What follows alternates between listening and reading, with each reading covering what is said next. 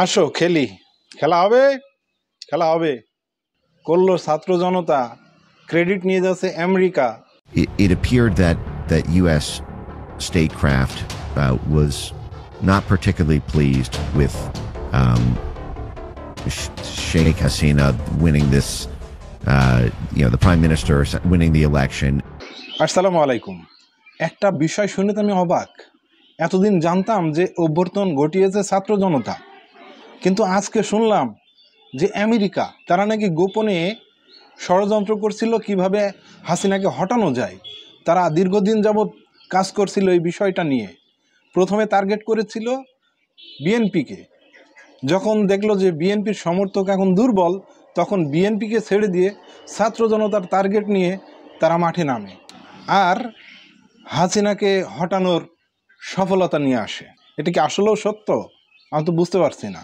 দেখেন, নিউজটা দেখেন, তাহলে বুঝতে পারবেন। আজকের ভিডিওর ক্রেডিট হচ্ছে এসএটিভি।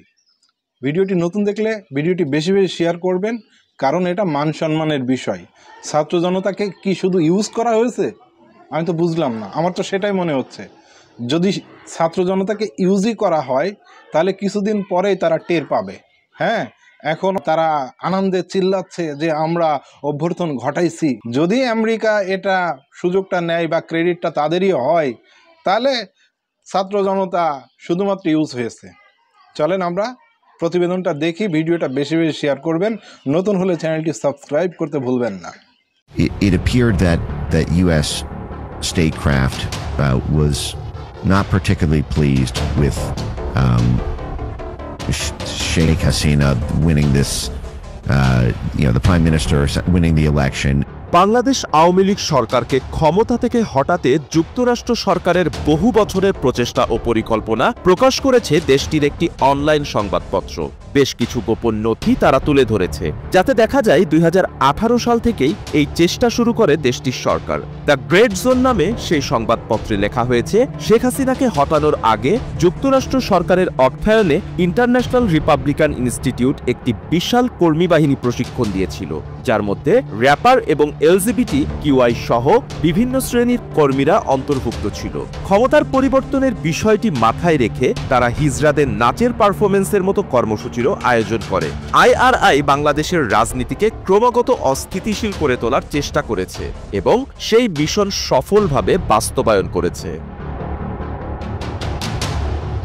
এসব নথিপত্র অনুযায়ী যুক্তরাষ্ট্র সরকারের প্রথম পছন্দ ছিল বিএনপি, তবে তারা বুঝতে পেরেছে দলটির জনসমর্থন তেমন ছিল না। তারা যথাসময়ে সঠিক সিদ্ধান্ত নিতে সংশয়ে ভোগে। অন্যদিকে আওয়ামী লীগ ছিল শক্তিশালী অবস্থানে। পরে যুক্তরাষ্ট্র সরকার তাদের কৌশল পরিবর্তন করে। তারা তরুণদের বেছে নেয়, সামাজিকভাবে ব্যবহার করে তাদের মাঝে বার্তা ছড়িয়ে দেওয়ার বিষয়ে প্রশিক্ষণ দেয়। সেই সঙ্গে সরকার বিরোধী জনমত গঠনে শিল্পীদেরও ব্যবহার করে। বিশাল সংখ্যক ছাত্র বিক্ষোভকারীরা প্রধানমন্ত্রীর বাসভবনে ঢুকে পড়ার পর পশ্চিমা গণমাধ্যম এবং তাদের অনেক প্রগতিশীল সমর্থক এই বিদ্রোহকে স্বাগত জানায়। একে তারা ফ্যাসিবাদের পরাজয় এবং গণতান্ত্রিক শাসনের পুনঃপ্রতিষ্ঠা হিসেবে তুলে ধরে।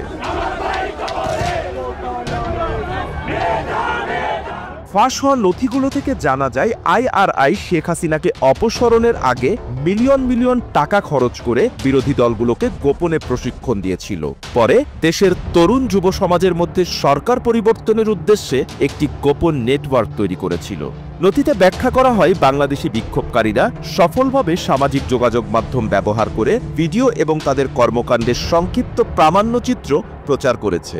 পরে তা স্থানীয় ও আন্তর্জাতিক গণমাধ্যমে আন্দোলনের কভারেজ দিতে বাধ্য করেছে।